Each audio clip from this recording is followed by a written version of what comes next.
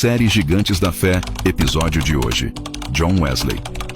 O homem que incendiou o mundo com sua fé inabalável.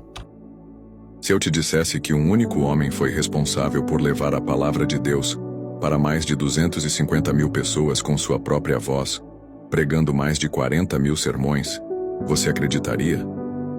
E se eu te dissesse que ele andava a cavalo milhares de quilômetros todos os anos, debaixo de sol, chuva, perseguição e ameaças, apenas para anunciar o Evangelho?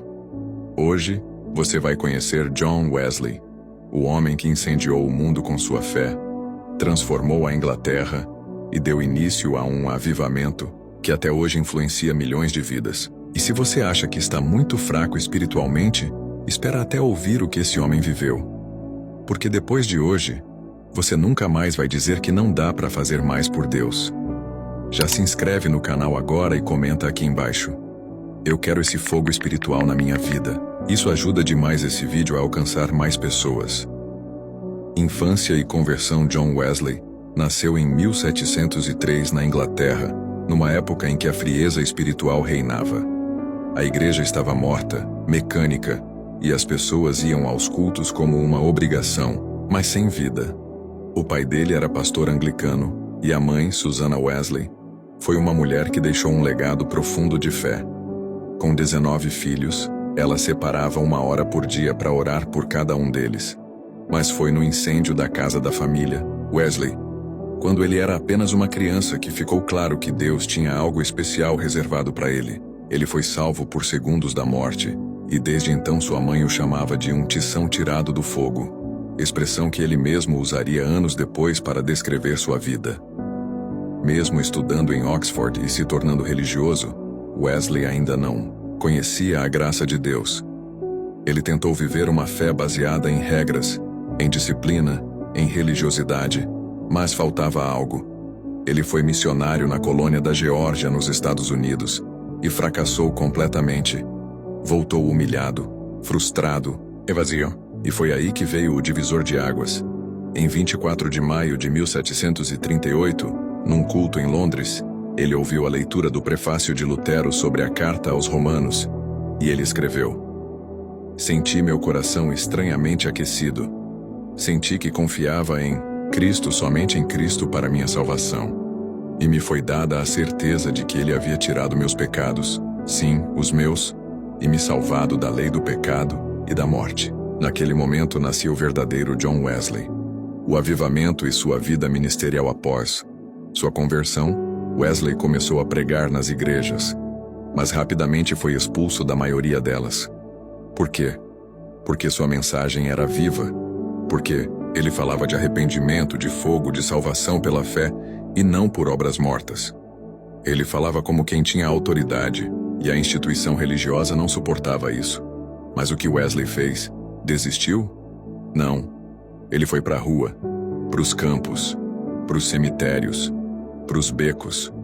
Onde houvesse gente, ele pregava. E era tanta gente que ele subia em túmulos para alcançar a multidão. O povo vinha em massa. Homens endurecidos choravam, mulheres eram libertas, pessoas desmaiavam sob o peso da glória de Deus. Era o Espírito Santo tocando corações em lugares onde a igreja institucional nunca havia chegado.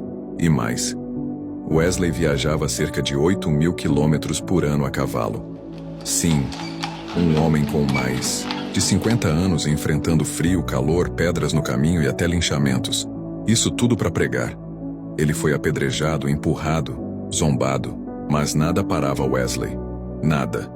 Além de tudo, ele organizou pequenos grupos chamados Sociedades Metodistas, onde as pessoas se reuniam durante a semana para orar, ler a Bíblia, confessar pecados, jejuar e crescer espiritualmente. Era uma fé prática, viva, transformadora. E sabe o que mais? Ele pregava em média 3 sermões por dia. Isso mesmo. Quando morreu aos 87 anos, havia pregado mais de 40.000 vezes.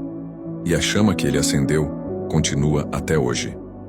John Wesley costumava dizer em suas pregações: "Dai-me 100 homens que nada temam senão o pecado, e nada desejem senão a Deus, e abalarei os portões do inferno com eles."